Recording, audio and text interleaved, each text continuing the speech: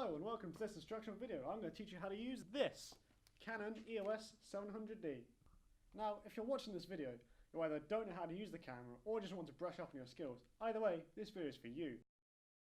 Okay, with all that out of the way, you need to assemble your camera.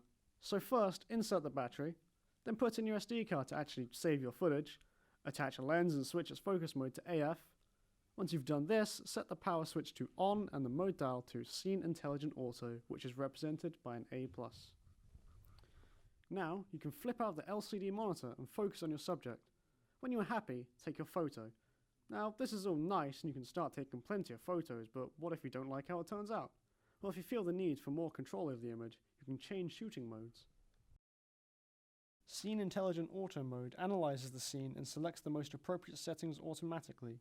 Portrait softens backgrounds and produces more flattering skin tones.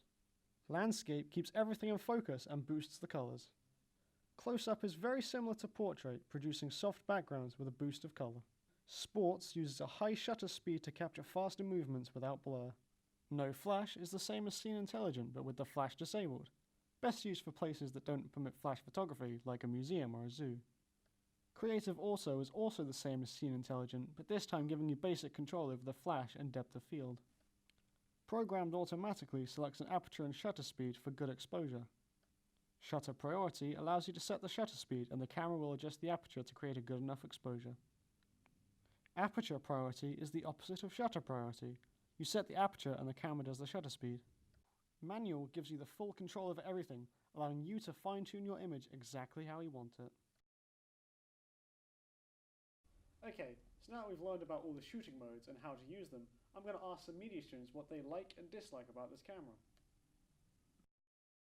How much did you know about the camera when you first joined? Barely anything, but when I actually started the course I learned a whole lot of information and everything was new to me. Basically nothing. I didn't even know depth of field or aperture or those kind of words existed, to be honest. I was a real novice when it came to camera work when I joined. I do photography in my spare time, so I knew how to take a still picture, but I didn't know a lot about the filming, so this course helped me, to learn a lot of the aspects of the filming of the camera, which I didn't know before. How much do you know about the camera now that you've learned? I've learned so much. I know almost everything about the camera, like how to use the focus, the zoom in, zoom out. That's basically basic stuff, but once then I learned the advanced stuff, which is pretty good, because you can do anything with a camera really. You can make someone look ugly, make someone look beautiful, but yeah, apart from that, I know everything. A lot more. It took very quickly adapted to it. I learned what the words aperture, shutter speed meant very quickly, and now I've used it a bit more. I consider myself an expert at it, so yeah, it's really good now to use it because I can shoot movies whenever I want, and I don't need to worry about camera settings or anything because I know how to set them. I know now to always use manual focus rather than autofocus because it brings out a more crisp quality shot. I've also learned about the white balance and how to adapt it to different times of the day and the colour. Colour correction as well. There's a lot of things which I didn't know that I'm now very familiar with. What do you think could be improved about the camera and why? Ooh, improvement. I think what could be improved on the camera is it has to be how you use the features and everything. Since you have to change from the American settings to the English settings, I wish they got a set setting for each country or wherever you are. So even if you didn't have American setting or English setting, have more settings than that. Like have a Japanese setting, have anything you want, because then anybody that has a different language or speaks one, then they can use the camera.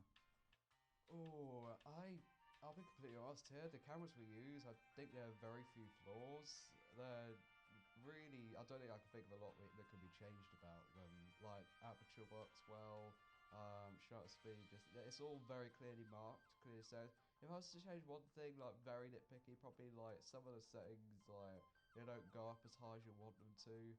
Sometimes the zoom doesn't go as far, but to be honest, you can fix that during the filming process, so it really doesn't matter that much.